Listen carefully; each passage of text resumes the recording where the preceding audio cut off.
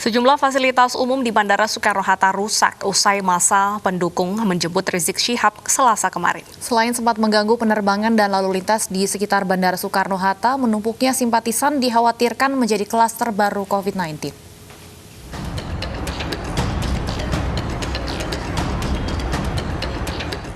Sejumlah fasilitas di Terminal 3 Bandara Soekarno-Hatta rusak setelah simpatisan Front Pembela Islam menjemput kedatangan Rizik Syihab kemarin.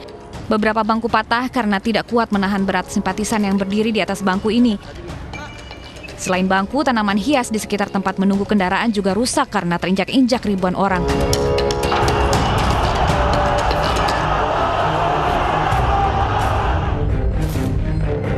Usai berkali-kali batal pulang, pemimpin Front Pembela Islam Rizik Syihab kemarin tiba di tanah air. Mendarat melalui Bandara Soekarno-Hatta, Tangerang, Banten, Rizik Syihab disambut ribuan simpatisan. Salah satu alasan Rizik pulang ke Indonesia adalah untuk menikahkan putrinya Najwa Shihab.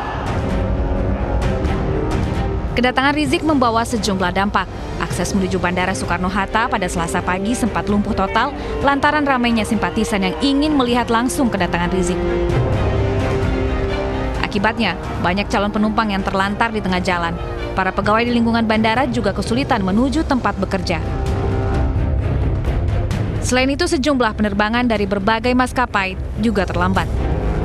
Membludaknya pendukung yang ingin menyambut Rizik Syihab juga dikhawatirkan menjadi klaster baru penularan COVID-19.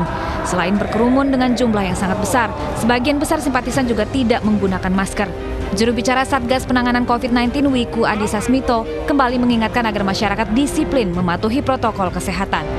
Keberhasilan penanganan COVID-19 ini sangat ditentukan oleh kedisiplinan kita semuanya, seluruh elemen masyarakat tanpa terkecuali dalam mematuhi protokol 3M.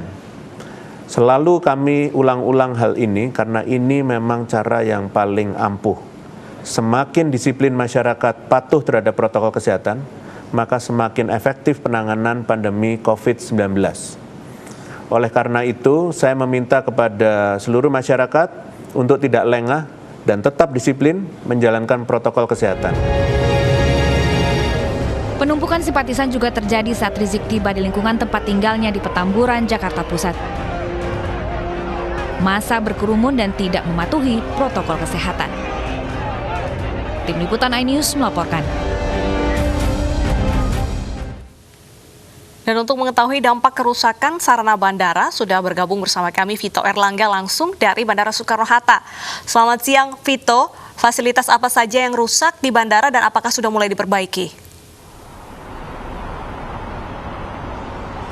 Ya, baik Deta dan Stefani, dapat kami laporkan untuk situasi terkini di Terminal 3 Bandara Soekarno-Hatta sendiri sudah mulai berangsur kembali normal untuk aktivitas penerbangan maupun kedatangan sendiri sudah berlangsung seperti sedia kala, dan kemudian apa saja fasilitas yang sempat rusak akibat kedatangan dari ribuan massa Front Pembela Islam pada 10 November kemarin. Ini berdasarkan pemantauan kami, sejumlah fasilitas bandara ini memang sempat rusak, yaitu antara lain adalah pertama yaitu fasilitas berupa stand bandara, yang mana sejumlah stand bandara ini sempat rusak, yang mana stand bandara ini masih dalam proses pembangunan. Kemudian sejumlah kursi tunggu bandara juga memang sudah sempat dikabarkan rusak, dan selain itu juga kerusakan juga terjadi di taman, yang mana sejumlah tanaman hias ini